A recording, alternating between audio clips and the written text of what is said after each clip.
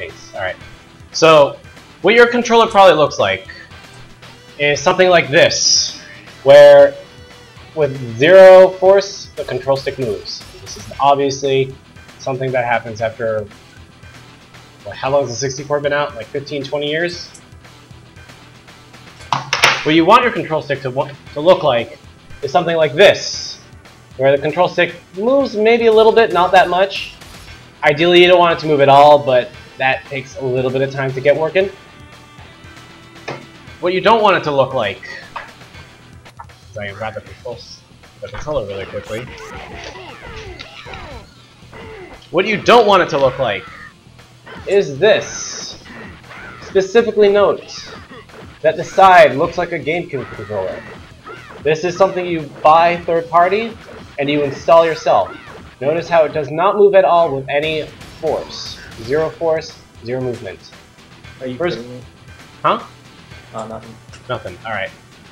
Now, at first glance, you're probably thinking this looks really good. The controller itself is first party, just the control stick is third party. Now, this matters for a reason. Oops. Of course, I hit the wrong button. My bad. This matters for a reason. What you want to do is your control stick is supposed to act in a certain way, obviously, so to speak. So, the best way to explain this is, let's go to training, and Killer Instinct Gold has this really nice feature where when you put... Oh, god damn it. Wrong mode. Sorry, guys. I'll get it again. Give me a sec. Wait, yes. I want focused training. Do it again. Now, training mode has this really nice... Really? Is it practice? Yeah, I'm sorry, it's practice. Third time's a charm, I promise. So anyway, Killer Instinct Gold has this really nice feature where if you press a button, it'll show you what it is. And that also includes the directions. So for example, I'm going to use the D-pad for this because it's a little easier to do. You can see, I did a laser blade, or I did a one kick, something like that. That's not the point. The point is, when you rotate your control stick very slowly, you want all the directions to show up. That's very slowly, and that is a sign of a good controller, obviously. We're going to do it really fast.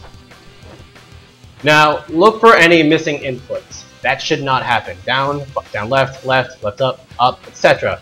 There are no missing inputs, no matter how fast I go. You're going to see all those inputs.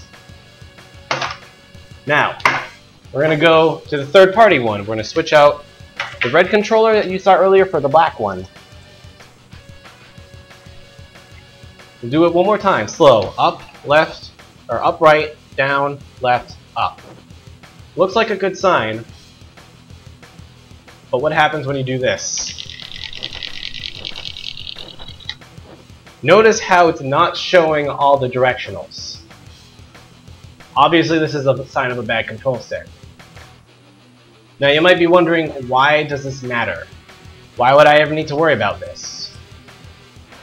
Well, what if you're playing Ocarina of Time and you need to do a quick spin? You cannot do quick spins with this controller, specifically this control stick. And that won't matter for a lot of people, but it is still a big deal. Also, in the Shy Guy minigame, where you spin the control stick, it doesn't work there either. Another issue with this control stick, which you probably won't notice unless you actually try it, is first-person shooters.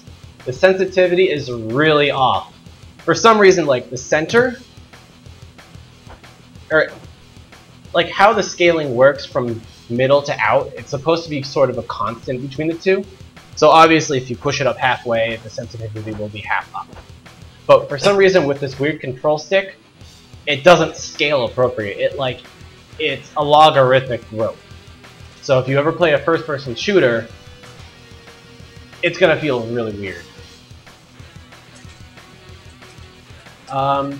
Train Nasty, I did install this myself. It's actually not as difficult as it seems. And I'm probably gonna do a tutorial of this on Sunday, if I have to assume anything. So, I mean, if I go back to a game that I know like the back of my hand. I know J2XB. I made the exact same mistake.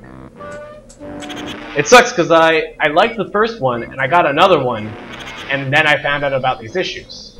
So, I mean, can't really do much about it. But someone else also mentioned that there's a little bit of delay between this control stick and the actual game. But in all honesty, I haven't noticed it. Maybe a frame. Maybe like milliseconds.